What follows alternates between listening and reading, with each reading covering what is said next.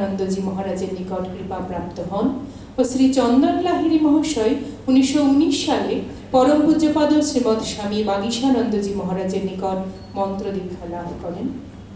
শ্রী শ্রী ঠাকুর, শ্রী শ্রীমা ও স্বামীজি মহারাজের চরণে তাদের পরিবারের সার্বিক মঙ্গল প্রার্থনা করি। সকলকে শ্রদ্ধা, শুভানুভূতি, নমস্কার।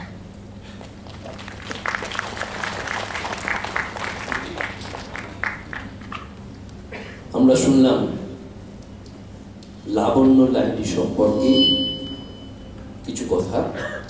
পরিবেশন করলেন মহুয়া চৌধুরী। এখন সঙ্গীত পরিবেশন করবে আমাদের খাগড়াছড়া বেদির অন্যতম শ্রী সুব্রত ব্যানার্জি। এই সঙ্গীতের একটু প্রেক্ষাপট একটু না জানালে আমাদের একটু করে সরে যাওয়া হবে।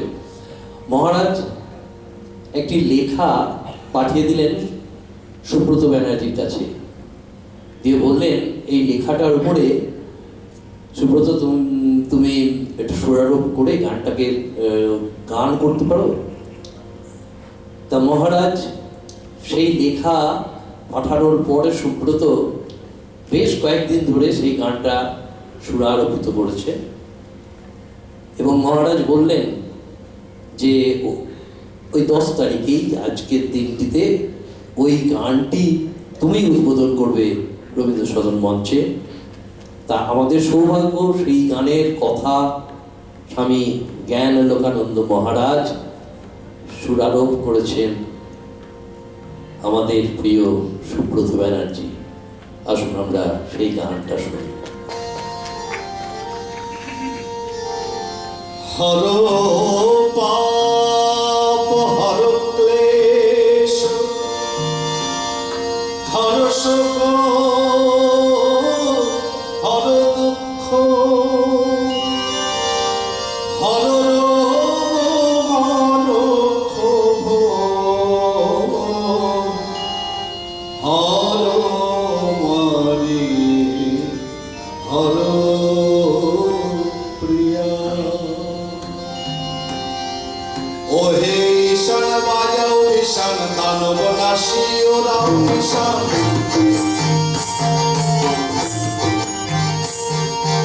ওহে ঈশান বাজাও ঈশান দানব নাশী ওরাও ঈশান।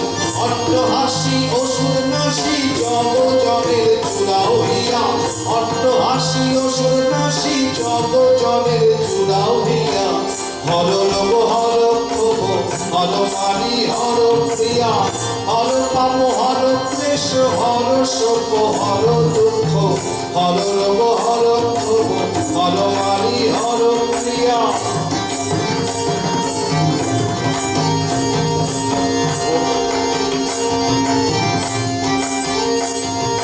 করোনা কান্ত করুণ বিশ্ব মারণ ব্যাধি দাহন দৃশ্য।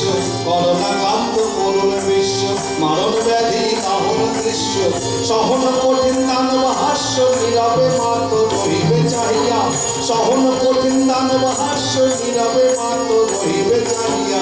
হর রোগ হর ক্ষোভ হর মারি হর প্রিয়া। হর পাপ হর ক্লেশ হর শোক হর দুঃখ হর রোগ হর ক্ষোভ হর মারি হর প্রিয়া। চক্রধারী চক্র কোথায় বজ্র আজি কোথায় লুকায়। চক্রধারী চক্র কোথায় বজ্র আজি লুকায় কোথায়। ত্রিশূলের পাশ নাহি বাহিদায় মানুষ কাঁদিছে মরবে মরিয়া।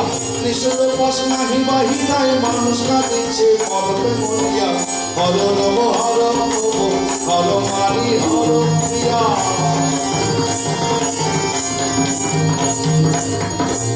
সহে না সহে না এ ঘোর যাতনা। করুণাময়ী করো করুণা। সহে না এ ঘোর যাতনা। করুণাময়ী করো করুণা। সহে না এ ঘোর যাতনা। করুণাময়ী করো করুণা। জাগো জাগো মাগো আর ঘুমায় না তনয়ে কারো দানবে আসিয়া। জাগো জাগো মা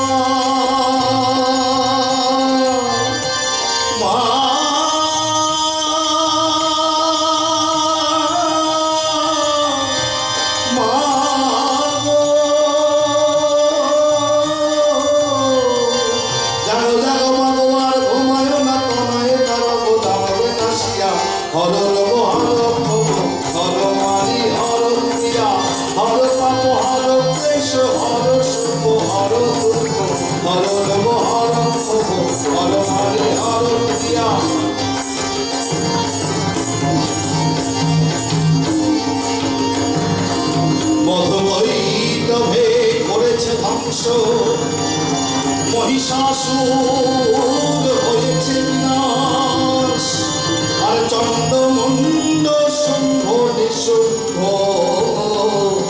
তবরসে হলো হত অনায়াস। এ বিমাগনাশ করোনার প্লাস প্রলয় নাচন নাচিয়া, এ বিমাগনাশ করোনার প্লাস প্রলয় নাচন নাচিয়া, হর হর প্রভ হর মারি হর প্রিয়া, হর পাপ হর ক্লেশ হর সুখ হর দুঃখ, হর হর প্রভ হর মারি হর প্রিয়া। রণহুঙ্কারে সেই সমাত সিংহ জারি ত্রিশূল হস্ত, রণহুঙ্কারে সেই সমাত সিংহ জারি ত্রিশূল হস্ত, অসুর দানব হইবে ধ্বস্ত আসিবে শান্তি জগতে নামিয়া, অসুর দানব হইবে ধ্বস্ত আসিবে শান্তি জগতে নামিয়া। হর হর প্রভ হর মারি হর প্রিয়া, হর পাপ হর ক্লেশ হর সুখ হর দুঃখ, হর হর প্রভ হর মারি হর প্রিয়া।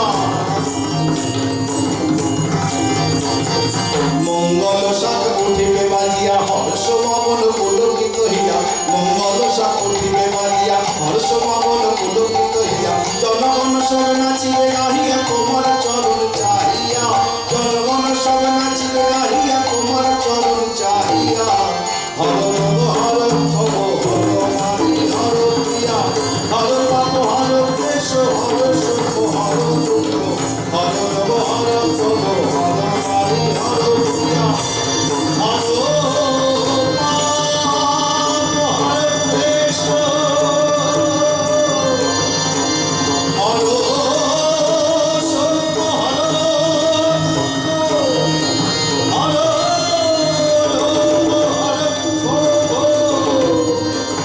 হর হর মারি হর প্রিয়া। নমস্কার।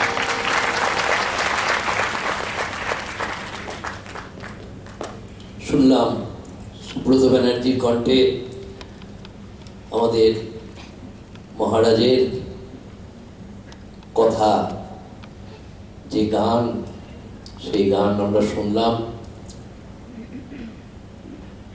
আমরা অধীর আগ্রহে বসে আছি। মহারাজ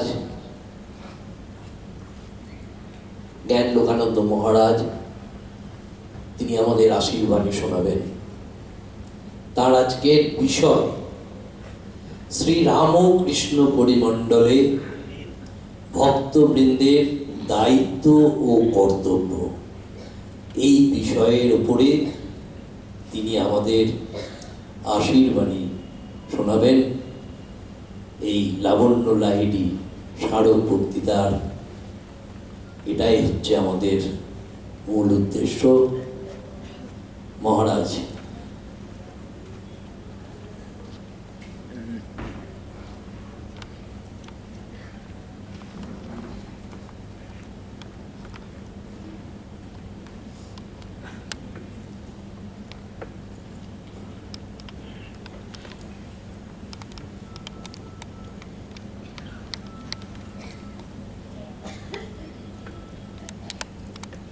ওম নমো ভগবতে রামকৃষ্ণায়। একটি কথা আছে, you learn nothing while you are talking. এতক্ষণ এত সুন্দর অনুষ্ঠান হচ্ছিল, আমি কিছু শিখছিলাম, কিন্তু বলা হচ্ছে যখন তুমি কথা বলতে শুরু করবে তখন কিছু শিখবে না। এখন আমার এই অশিক্ষার পালা এই বক্তব্যের মধ্য দিয়ে। যাই হোক, ঠাকুরমা স্বামীজির চরণে ভুলুণ্ঠিত প্রণাম নিবেদন করি, দণ্ডী বাবার চরণে ভূমিষ্ঠ প্রণাম, চরৈবেতির যারা পরিচালক মণ্ডলী আপনাদের সকলকে অন্তরের শ্রদ্ধা, নমস্কার এবং কৃতজ্ঞতা জানাই। এই অতিমারির মধ্যে সমস্ত প্রতিকূলতাকে জয় করে আপনারা আবার সকলকে এখানে সমবেত করেছেন, সমবেত মাতৃমণ্ডলী, ভক্তমণ্ডলী, আপনাদের সকলকে শ্রদ্ধা নমস্কার জানাই। লাবণ্য লাহিড়ী স্মারক ভাষণ, তার যারা পুত্র কন্যা, পরিবার পরিজন, তাদের সকলকে শ্রদ্ধা, শুভকামনা এবং কৃতজ্ঞতা। মাতাজি রয়েছেন, ব্রহ্মচারিণী মাতা রয়েছেন, তাদের অন্তরের শ্রদ্ধা শুভকামনা জানাই। আমি একটি প্রদীপ প্রজ্বলন মন্ত্র বলে আমার কথা শুরু করতে চাই। মঞ্চে প্রদীপ প্রজ্বলিত রয়েছে। এই প্রদীপ আলো বিকিরণ করছে। আলো মানে ঈশ্বরেরই আলো, সে কথা স্মরণেই এই মন্ত্র। এটি এরকম: দীপ জ্যোতি পরম জ্যোতি, দীপ জ্যোতি জনার্দন, দীপ হরতু মে পাপম, দীপ জ্যোতি নমস্তুতে। শুভম করোতু কল্যাণম আরোগ্যম সুখ সম্পদ, দেশ বুদ্ধি বিনাশায় আত্মজ্যোতি নমস্তুতে। আত্মজ্যোতি প্রদীপ্তায় ব্রহ্মজ্যোতি নমস্তুতে। ব্রহ্মজ্যোতি প্রদীপ্তায় গুরুর্জ্যোতি নমস্তুতে। স্বস্তি শ্রদ্ধাম যশ প্রজ্ঞাম বিদ্যাম বুদ্ধিম শ্রিয়ম বলম আয়ুষ্যম তেজ আরোগ্যম দেহি মে হব্যবাহন। অপূর্ব সুন্দর এই দীপ প্রজ্বলন মন্ত্র। অর্থ কি? দীপ জ্যোতি পরম জ্যোতি। দীপ জ্যোতি হচ্ছে শ্রেষ্ঠ জ্যোতি। দীপ জ্যোতি জনার্দন, জনার্দন ভগবান, আর তাঁর জ্যোতি আলাদা কিছু নয়। সেই বলি অগ্নিরই দাহিকা শক্তি হয়। এই জ্যোতি মানে ঈশ্বরের জ্যোতি, জনার্দনের জ্যোতি। সেজন্য বলা হচ্ছে দীপ জ্যোতি পরম জ্যোতি, দীপ জ্যোতি জনার্দন, দীপ হরতু মে পাপম, দীপ জ্যোতি নমস্তুতে। আমাদের মধ্যে যদি কোনো পাপ থাকে, হে দীপ জ্যোতি, হে জনার্দন ভগবান, সেই পাপ তুমি হরণ করো। দীপ হরতু মে পাপম, দীপ জ্যোতি নমস্তুতে। শুভম করোতু কল্যাণম আরোগ্যম সুখ সম্পদ। সুখ সম্পদ দান করো, আরোগ্য দান করো। আরোগ্যম সুখ সম্পদ, দেশ বুদ্ধি বিনাশায় আত্মজ্যোতি নমস্তুতে। এই দেশ বুদ্ধি থাকার জন্য চারিদিকে হাহাকার, ক্রন্দন, নির্যাতন, নিষ্পেষণ, এই বিদ্বেষ ভাব দূর করো। দেশ বুদ্ধি বিনাশায় আত্মজ্যোতি নমস্তুতে। এই বিদ্বেষ ভাব দূর করার জন্য আত্মজ্যোতিকে নমস্কার। আত্মজ্যোতি প্রদীপ্তায় ব্রহ্মজ্যোতি নমস্তুতে। আত্মজ্যোতিকে প্রদীপ্ত করার জন্য ব্রহ্মজ্যোতিকে নমস্কার। ব্রহ্মজ্যোতি প্রদীপ্তায় গুরুর্জ্যোতি নমস্তুতে। ব্রহ্মজ্যোতিকে প্রদীপ্ত করার জন্য গুরুর জ্যোতিকে নমস্কার।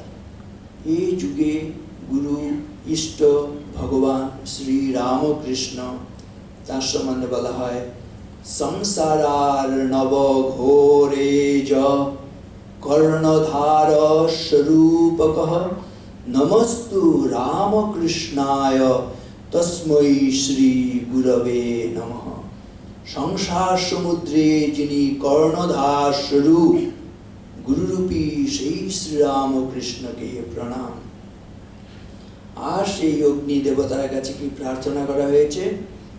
स्वस्ति श्रद्धां यश प्रज्ञां विद्यां बुद्धिं श्रियं बलम् आयुष्यं तेजो आरोग्यम देहि मे हव्यवाहन। প্রতিটি শব্দ আমি বলবো এই মুহূর্তে আমরা অনুভবে নিয়ে আসার চেষ্টা করব এবং এগুলো আমরা এখনই যেন লাভ করছি, যেগুলো আমাদের প্রত্যেকের জীবনে প্রার্থনীয় এবং এগুলো সত্য হলে আমরা সত্যি আনন্দে থাকতে পারি। কি বলা হয়েছে? স্বস্তি শ্রদ্ধাম যশ প্রজ্ঞাম। আমাদের মধ্যে স্বস্তি আসুক, শ্রদ্ধা আসুক, মাতা পিতার প্রতি শ্রদ্ধা, গুরুজনদের প্রতি শ্রদ্ধা, তেমনি তারও চাইতে বেশি দরকার আত্মশ্রদ্ধা। স্বস্তি শ্রদ্ধাম যশ প্রজ্ঞাম। যশ আসুক, প্রজ্ঞা আসুক। যশ কখন হয়? যখন আমরা মঙ্গল কর্মের অনুষ্ঠান করি তখন যশ হয়। আমাদের মধ্যে সেই মঙ্গল কর্ম অনুষ্ঠান করার শক্তি আসুক। স্বস্তি শ্রদ্ধাম যশ প্রজ্ঞাম। প্রজ্ঞার অধিকারী যেন হতে পারি। নলেজ ইজ পাওয়ার, সেই শক্তি আমাদের মধ্যে আসুক। স্বস্তি শ্রদ্ধাম যশ প্রজ্ঞাম বিদ্যাম বুদ্ধিম শ্রিয়ম বলম। আমাদের মধ্যে বিদ্যা আসুক। দে বিদ্যে বেদিতব্যে পরাজয়বা অপরাজ। দুরকম বিদ্যাই আমাদের প্রয়োজন, অপরাবিদ্যা এবং পরাবিদ্যা। স্বস্তি শ্রদ্ধাম যশ প্রজ্ঞাম বিদ্যাম বুদ্ধিম শ্রিয়ম বলম।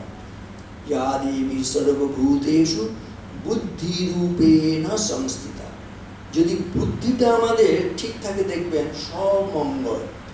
আর কোনো কারণে যদি বুদ্ধির পরিবর্তে ইয়া দেবী সর্বভূতেষু ভ্রান্তিরূপেণ সংস্থিতা, সর্বনাশ। তাই না? সেজন্য প্রার্থনা করা হচ্ছে আমাদের যেন ভ্রান্তি না আসে, আমাদের মধ্যে যেন সত্যিকারের শুভ বুদ্ধি, নির্মল বুদ্ধি আসে। একটি সরস্বতী প্রণাম মন্ত্রে আছে, অহং নমামি বরদাম জ্ঞানদাম ত্বাম সরস্বতীম প্রয়চ্ছ বিমলাম বুদ্ধিম প্রসন্না ভব সর্বদা। অহং নমামি বরদাম। আমি বরদাত্রী সরস্বতীকে নমস্কার করি। জ্ঞানদাম ত্বাম সরস্বতী। জ্ঞানদাত্রী সরস্বতীকে নমস্কার করি। বরদাত্রী এবং জ্ঞানদাত্রী দেবী সরস্বতীকে নমস্কার করি, প্রণাম করি। অহং নমামি বরদাম জ্ঞানদাম ত্বাম সরস্বতী প্রয়চ্ছ বিমলাম বুদ্ধি। আমাদের তুমি বিমলা বুদ্ধি দাও, নির্মল বুদ্ধি দাও, স্বচ্ছ বুদ্ধি দাও। কুটিল বুদ্ধি, মলিন বুদ্ধি হলেই কিন্তু যা কিছু অঘটন এগুলো সব করতে থাকবে। প্রয়চ্ছ বিমলাম বুদ্ধি প্রসন্না ভব সর্বদা। তিনি প্রসন্না হলে আমাদের সব অনুকূল হয়ে যায়, সেজন্য তুমি প্রসন্ন থাকো। তাহলে স্বস্তি শ্রদ্ধাম যশ প্রজ্ঞাম বিদ্যাম বুদ্ধিম শ্রিয়ম বলম। শ্রী হচ্ছে লক্ষ্মী, শ্রী সম্পদ ভূমাস্পদের অধিকারী করা। শ্রিয়ম বলম, বলশালী করো। আমাদের মধ্যে যদি কোনো দুর্বলতা থাকে সে দুর্বলতা দূর করো। শ্রিয়ম বলম আয়ুষ্যম তেজ আরোগ্যম। আমাদের আয়ুর অধিকারী করো, তেজের অধিকারী করো, আরোগ্যের অধিকারী করো।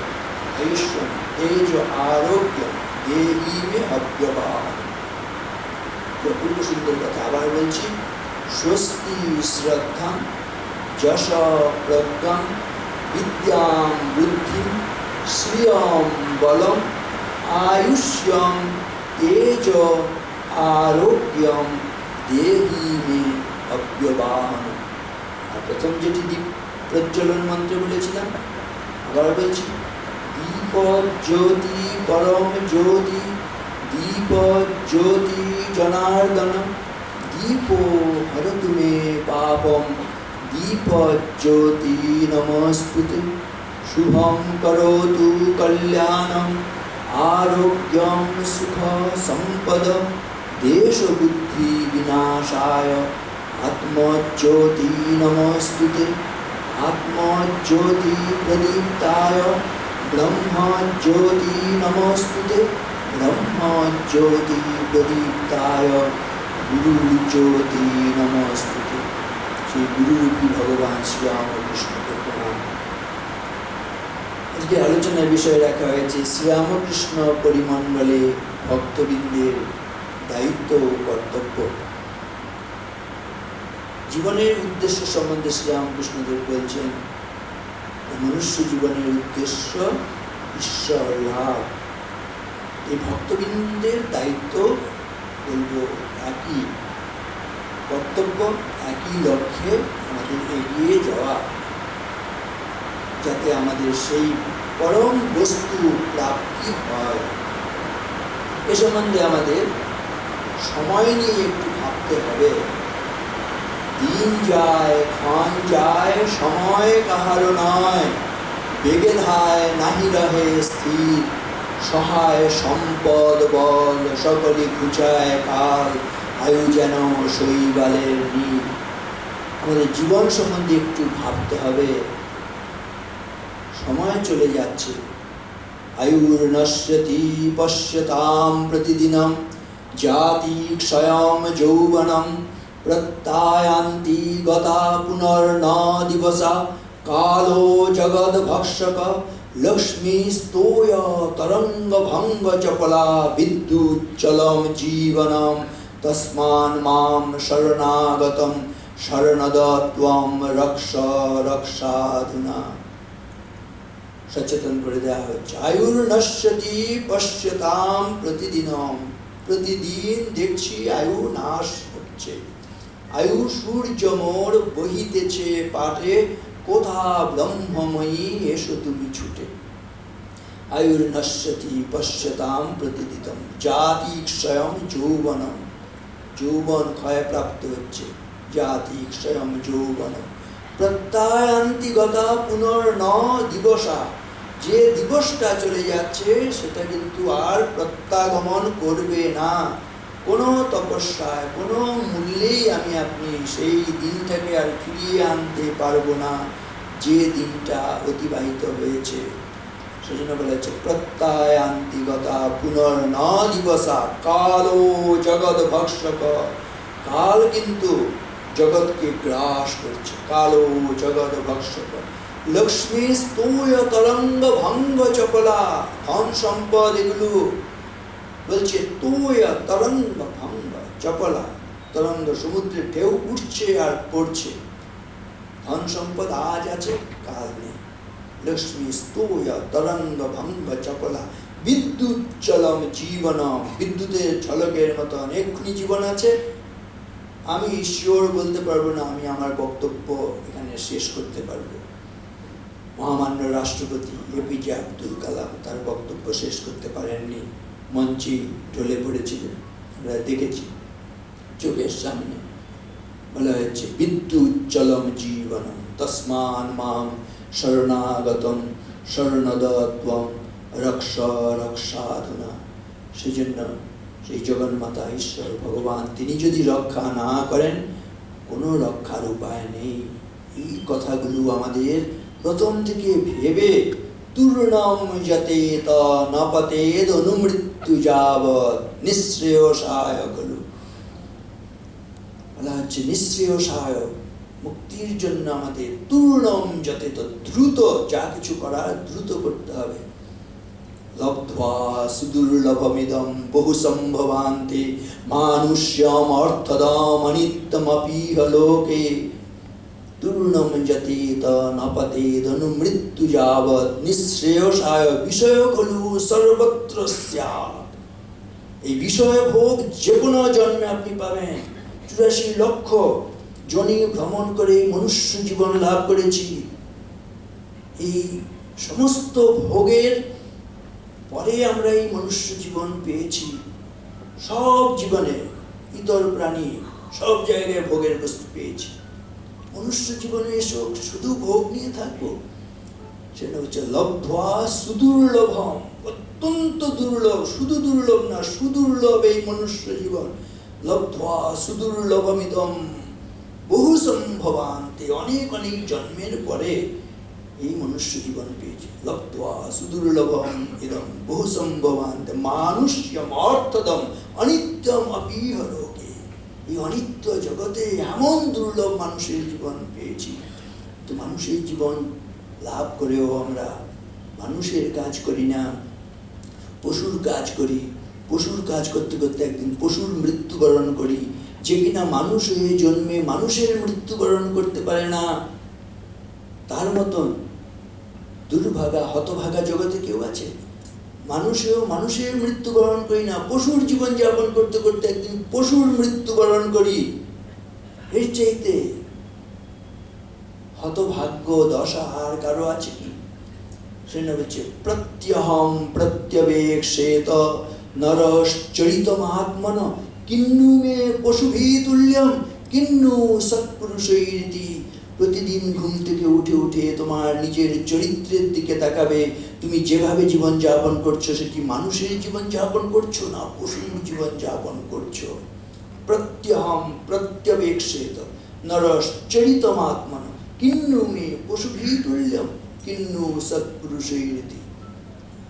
আমরা মানুষের জীবন যাপন করছি না, এক একজন এক এক সময়ে পশুর জীবন যাপন করছি। সেই জন্য স্বামীজি প্রার্থনা করছেন, হে গৌরীনাথ, হে জগদম্বে, আমায় মনুষ্যত্ব দাও, মা আমার দুর্বলতা কাপুরুষতা দূর করো, আমায় মানুষ করো। মানুষ না হলে কি হয়? রবীন্দ্রনাথ বলছেন, হিংসার উৎসবে আজি বাজে, অস্ত্রে অস্ত্রে মরণের উন্মাদ রাগিনী ভয়ঙ্করী, দয়াহীন সভ্যতা নাগিনী তুলেছে কুটিল ফনা চক্ষের নিমেষে, গুপ্ত বিষ দন্ত তার ভরি তীব্র বিষে, হত্যারণ্যের মাঝে হত্যা লোকালয়ে, কীটের গহ্বরে অগাধ সাগর জলে, নির্মল আকাশে হত্যা জীবিকার তরে, হত্যা খেলা চলে, হত্যা অকারণে, হত্যা অনিচ্ছার বসে, চলেছে নিখিল বিশ্ব হত্যার তাড়নে, ঊর্ধ্বশ্বাসে প্রাণপণে। চারিদিকে তাকালে হত্যা এবং হিংসা। কেন? না, আমাদের মনুষ্যত্ব জাগ্রত হয়নি। পুণ্যে পাপে দুঃখে সুখে পতনে উত্থানে মানুষ হইতে দাও তোমার সন্তানে। সত্যিকারে মানুষ হলে কিন্তু এই হিংসা এবং হত্যা হয় না। সেই জন্য সময় থাকতে থাকতে এগুলো ভাবতে বলছে।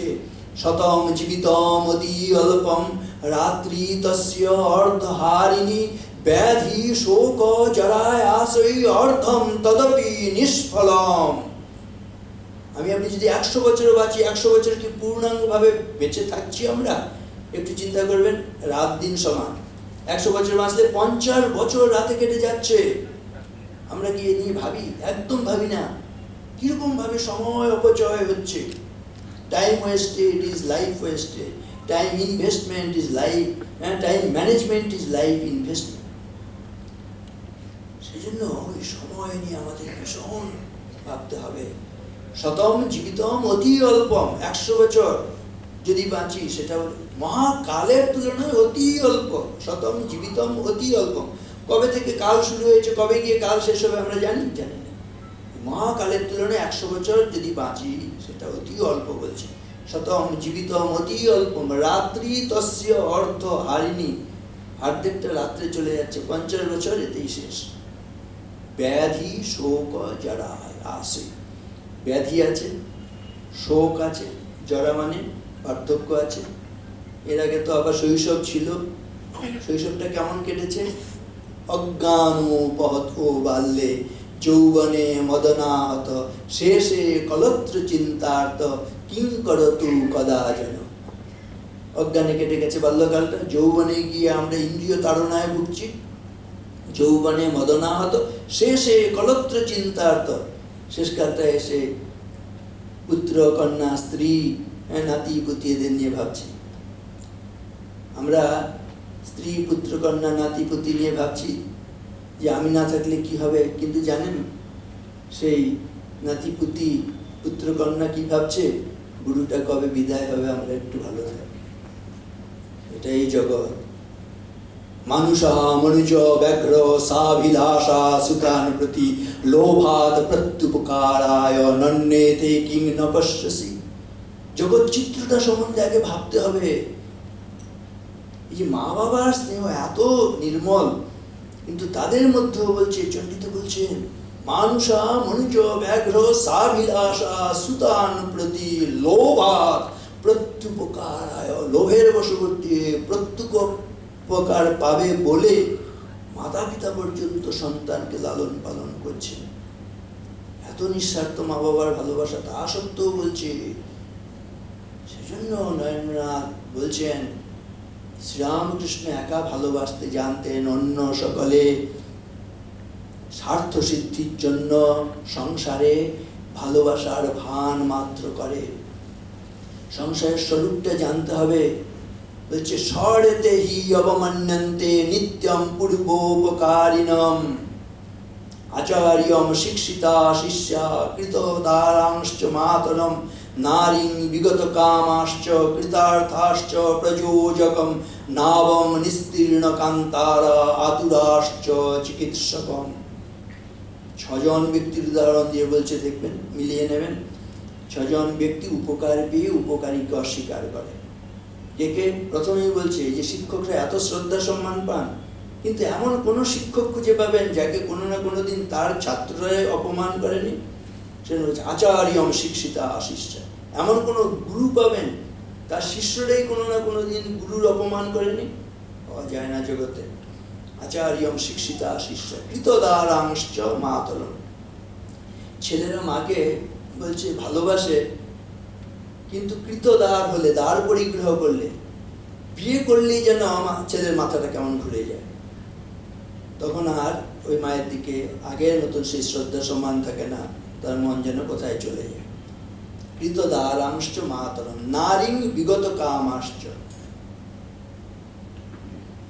পুরুষেরা নারীদের ভালোবাসেন, নারীরাও পুরুষদের ভালোবাসেন, ঠিকই আছে, কিন্তু নিজেদের স্বার্থ সিদ্ধি হয়ে গেলে সেই ভালোবাসা বদলে তাকে ছুঁড়ে ফেলে দিয়ে আবার আরেকজনের সঙ্গে ভালোবাসা ভান করে। নারীং বিগত কামাশ্চ কৃতার্থাশ্চ প্রযোজকম। যে কৃতার্থ হয়েছে মানে উপকার পেয়েছে, যার কাছে উপকার পেয়েছে তাকে অস্বীকার করে। বিদ্যাসাগর মশাইকে বলা হয়েছিল, বিদ্যাসাগর মশাই একটা লোককে শুনে এলাম ওই মোড়ে আপনার খুব নিন্দাবাজ করছে, গালাগাল দিচ্ছে আপনাকে। কখন ওর উপকার করেছিলাম মনে করতে পারছি না তো। এত আহত বোধ করেছেন, শেষকালটা আর থাকলেন না কলকাতায়, সেই যে কারমাটুল ওখানে চলে গেলেন, এত আঘাত পেয়েছেন। কৃতার্থাশ্চ প্রযোজকম নাবং নিস্তীর্ণ কান্তারা। নৌকাকে আরোহীরা যখন নাকি এপারে আছে, মাঝির খোঁজ নেয়, নৌকুর খোঁজ নেয়। মাঝি ভাই ভালো আছে, তোমার নৌকো ভালো আছে, বা তুমি খুব ভালো ছেলে, ইত্যাদি ইত্যাদি, আমাকে একটু পার করে দেবেন না, এখন আপনাকে একাকে নিয়ে আমাকে পার করলে তো আমার পোষাবে না, ইত্যাদি। না, তুমি ভালো ছেলে, এখন আর কাউকে পাবে না, আমাকে ভাই তুমি আমার পার করে দাও। কিন্তু ওপারে গিয়ে শেষ পদাঘাত ওই নৌকাকে করে চলে যাচ্ছে। ঝড় উঠলে আর মাঝির জন্য অপেক্ষা করবে না নৌকোর খোঁজ নেবে। নাবং নিস্তীর্ণ কান্তারা। নদী পার হয়ে গেলে আরোহীরা নৌকাকে অপমান করে। আর আতুর আশ্চ চিকিৎসকম। আতুর মানে রোগীরা ডাক্তারবাবুকে, যখন নাকি রোগ হয়, ডাক্তারবাবু আপনি ভগবান, আমার ছেলেটাকে মেয়েটাকে বাঁচান। আর যদি রোগ সেরে গেল সত্যি, ডাক্তারবাবুকে যে ভিজিট দিতে হবে সেটা দিতে আমরা ভুলে যাই। আর যদি কোনো কারণে রুগীর ক্ষতি হয়েছে, ডাক্তারবাবুকে পারলে রুগীর চিতায় বেঁধে তাকেও পুড়িয়ে ফেলা হয়।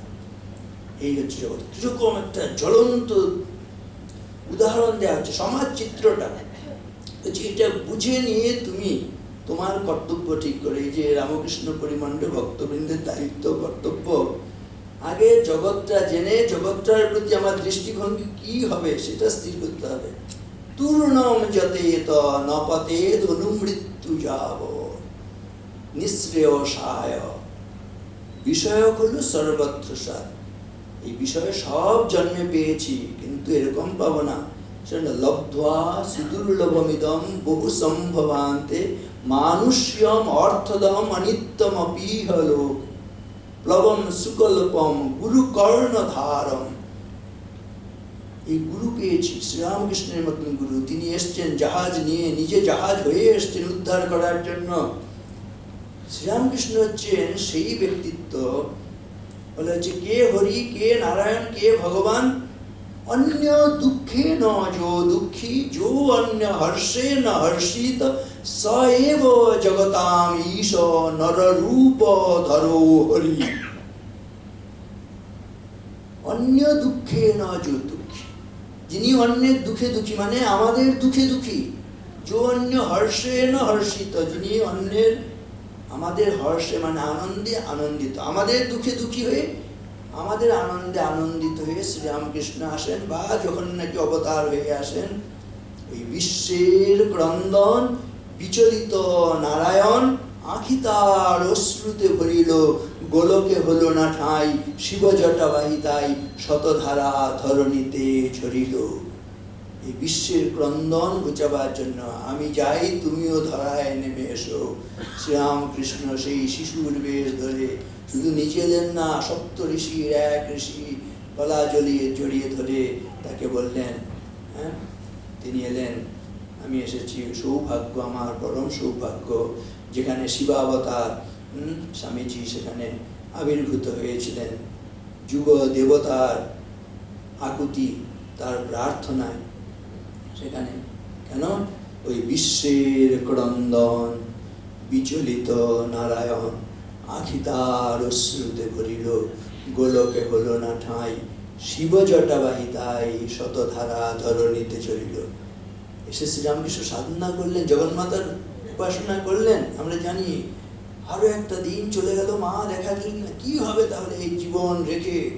কতটা ব্যাকুলতা আকুতি মাকে পাবার জন্য। না তাহলে আর এই জীবন রেখে কি করবো, এই খড়গ নিয়ে বলিদান আমরা সবাই জানি করতে গেলেন। সেই সময় মা একেবারে ভুবনময়ী রূপ নিয়ে চিন্ময়ী রূপে, মৃন্ময়ী যেন চিন্ময়ী রূপে আবির্ভূত হয়ে তার এতদিনের যে প্রার্থনা সেটি পূরণ করলেন।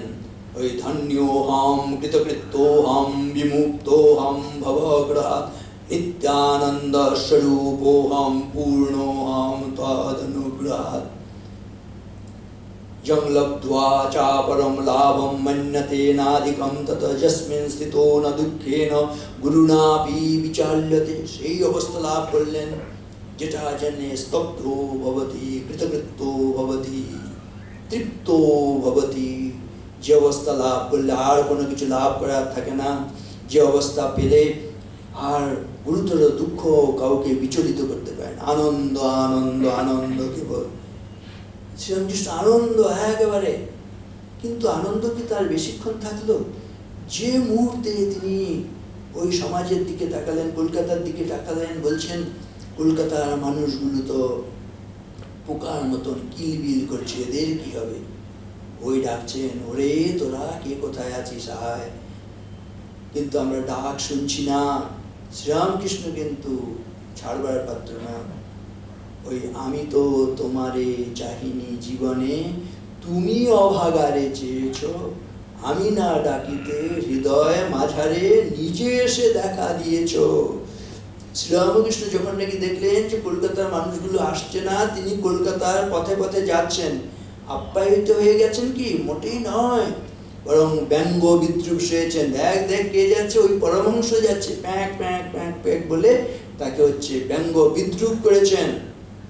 এই হচ্ছেন শ্রীরামকৃষ্ণ। তবু বলা হচ্ছে কি, অপকার দশায়ামপি উপকুর্বন্তি সাধব ছিন্দন্তমপি বৃক্ষ স্বছায়া কিং ন রক্ষতি। অপকার পেয়েও যিনি উপকার করেন তিনি সত্যিকারের সাধু পুরুষ। যেমন নাকি গাছেরা করে থাকে, বটবৃক্ষ হতে বলেছিলেন নরেন্দ্রনাথকে। যে ছেলেটা আমরা জানি ওই সমাধির আনন্দে ডুবে থাকতে ছেলে কি চাস? নরেন্দ্রনাথ বলেছে আমি একবার সুখদেবের মতন সমাধির আনন্দে থাকবো না। তুই এত হীন বুদ্ধি, আমি ভেবেছিলাম তুই বিশাল বটবৃক্ষের মতন হবি, তোর ছায়া সকলে আশ্রয় নেবে, আর তুই কিনা শুধু নিজের মুক্তি চাস। তিরস্কার করেছিলেন। যে সমাধি লাভ করতে চাইলে গুরুর আনন্দ হওয়ার কথা, তাকে তিরস্কার করছেন। এই হচ্ছেন শ্রীরামকৃষ্ণ। না, শুধু নিজের আনন্দ নয়। শ্রীরামকৃষ্ণ সম্বন্ধে নরেন্দ্রনাথ বলেছিলেন তিনি কেমন? লাভ পার্সনিফাইড, মূর্তিমান প্রেম। এবার দেখবেন, আমরা জানি শ্রীরামকৃষ্ণ বলেছিলেন, নরেন আজকে তোকে আমার যথা সর্বস্ব দিয়ে ফকির হলুম। ফকির হয়ে আবার তিনি ক্রন্দন করছেন, চোখে জল। কেন চোখে জল? আমার এরকম ভাবতে ইচ্ছে করে, চোখে জল কেন? এমনি সাধারণভাবে বাবা যদি তার সম্পত্তি পুত্রকে দিয়ে দেন তাহলে তো খুব আনন্দ, সেটাই তো। কিন্তু শ্রীরামকৃষ্ণ তাকে দিয়ে ফকির হয়ে কাঁদছেন কেন? আমার এরকম একটা অনুভূতি হয়েছে, মানে মনে মনে আমার ভাবতে ভালো লেগেছে যে যে ছেলেটা চেয়েছিল সমাধির আনন্দে ডুবে থাকতে, তাকে মূর্তিমান প্রেম যখন তার যথাসর্বস্ব দিয়েছেন, আর কিছু দিন আর না দিন তিনি ভালোবাসাটা দিয়েছেন। মূর্তিমান প্রেম তার যথাসর্বস্ব দিয়েছেন। নরেন্দ্রনাথের কথায় শ্রীরামকৃষ্ণকে মূর্তিমান প্রেম, লাভ পার্সনিফাইড। তার যখন যথাসর্বস্ব দিয়েছেন, আর কিছু দিয়েছেন কিনা জানি না, কিন্তু ভালোবাসাটা দিয়েছেন তার মধ্যে ঢুকিয়ে। তো ভালোবাসা হলে কি হয় বলছে, ভালোবাসা ইংরেজিটা হচ্ছে LOV, লাভ।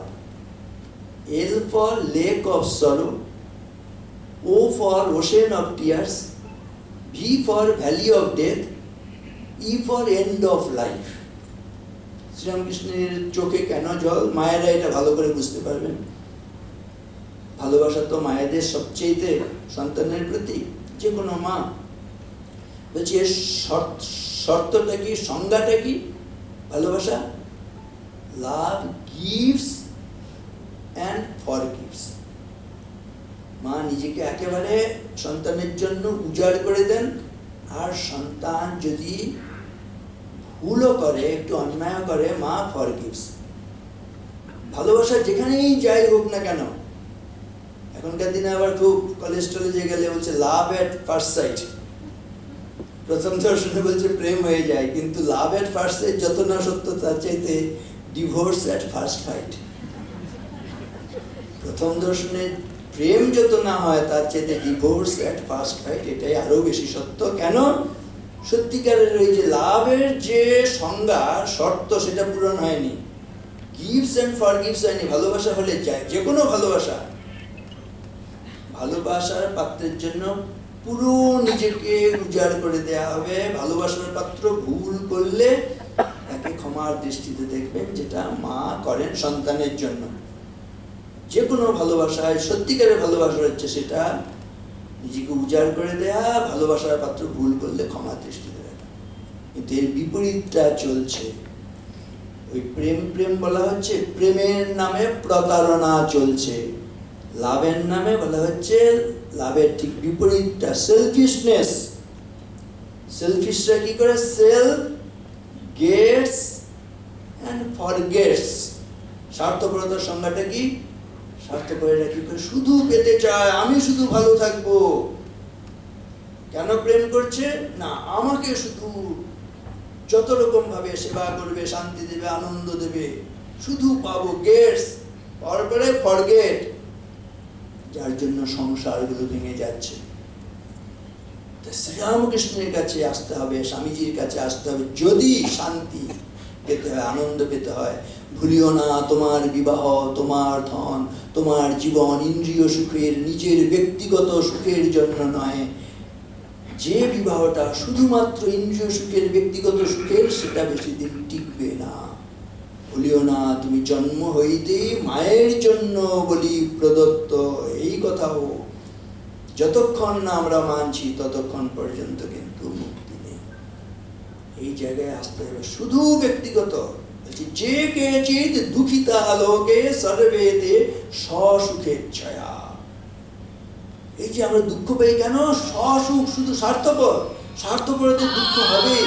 আর যে কেচিৎ সুখিতা লোকে সর্বেতে অন্য সুখেচ্ছয়া। যদি একজন লোক সুখী থাকে কেন? অন্যের সুখ চাওয়া। Happiness shared, happiness double. সরো শেয়ার্ড, সরো হাফ। আনন্দকে ভাগ করে নিলে আনন্দ দ্বিগুণ, 4 গুণ, 8 গুণ, 16 গুণ হতে থাকবে। আবার সরো শেয়ার্ড, সরো হাফ। দুঃখকে ভাগ করে নিলে দুঃখটাও আরো কমে আসবে। এটাই হচ্ছে সত্যিকারে হওয়া উচিত। দেখবেন শ্রীরামকৃষ্ণ বিবেকানন্দ আদর্শ মানে ওই যে কেচিৎ সুখিতা লোকে সর্বেতে অন্য সুখেচ্ছয়া। ওই বটবৃক্ষ হওয়া। বটবৃক্ষ হলে এই যে শ্রীরামকৃষ্ণের চোখে জল কেন? না ভালোবাসা দিয়েছেন। ভালোবাসা হলে ওই লেক অফ সরো, মা এমন কোনো দুঃখ আছে সন্তানের কল্যাণের জন্য সেই দুঃখটা বরণ করে নেন না? সত্যিকারের ভালোবাসা হলে কিন্তু দুঃখ, কিন্তু দুঃখটা কিন্তু তিনি আনন্দের সঙ্গে বরণ করছেন। Lake of sorrow, ocean of tears, অশ্রু হয়ে যায়, অশ্রু বন্যা হয়ে যায়। আমরা তো স্কুলে হোস্টেলে সব থেকেছি, একটা সময় ছেলেরা যখন নাকি একটু কখনো দুষ্টুমি করেছে, আমরা মা বাবাকে ডেকে বলছি এরকম, আপনার বলছি মহারাজ আমরা তো হচ্ছে বাবা, আমরা তো মা। মা কিভাবে কাঁদছেন, মহারাজ ক্ষমা করে দিন, ওর হয়ে আমরা ক্ষমা চাইছি, ইত্যাদি ইত্যাদি বলে। ওই ওশেন অফ টিয়ার্স, সন্তানের কল্যাণের জন্য তিনি একেবারে অশ্রুর বন্যা যেন ভাসিয়ে দিচ্ছেন। অশ্রুর ওশেন, সাগর হয়ে যাচ্ছে। Ocean of tears, valley of death, মৃত্যুর উপত্যকা। ই হচ্ছে এন্ড অফ লাইফ। আমরা তুরিয়ানন্দজির জীবনে দেখি, হরি মহারাজ। কলকাতা তখন এই ইটের পরে ইট, মাঝে মানুষ কীট, নাইকো ভালোবাসা নাইকো মায়া, এরকম ইটের জঙ্গল তখন ছিল না। তখন কলকাতার শহরেও ঝোড় জঙ্গল ছিল।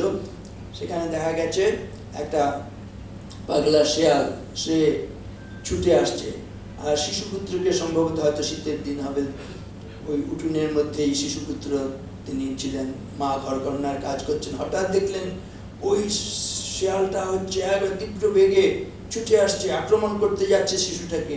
মা ছুটে এসে শিশুটাকে উপরে তুলে ধরলেন এবং সেই শেয়ালটা এসে মায়ের উপর ঝাঁপিয়ে পড়ে আক্রমণ করলো। সেই বিষক্রিয়ায় মা মারা গেলেন, সন্তানকে রক্ষা করলেন। এই হচ্ছে মা, valley of death, end of life. তাহলে যে ছেলেটা তাহলে চেয়েছিল না সমাধির আনন্দে ডুবে থাকতে, তাকে ভালোবাসা দিয়েছে, আর ভালোবাসা দিলে কিন্তু এই জিনিস হবে। তাহলে চোখে জল কেন? ঠিক কিনা দেখুন।